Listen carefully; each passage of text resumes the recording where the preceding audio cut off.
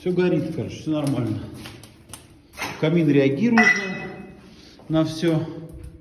Закрываешь эту задвижку с улицы, воздух, приток, он сразу так тухло горит.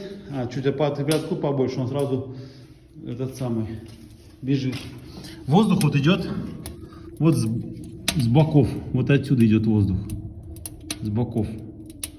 Между этим ядром камина.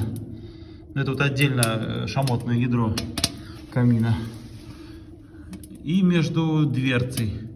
Отсюда поток воздуха идет и наверх. За счет этого потока воздуха стекло будет постоянно чистое.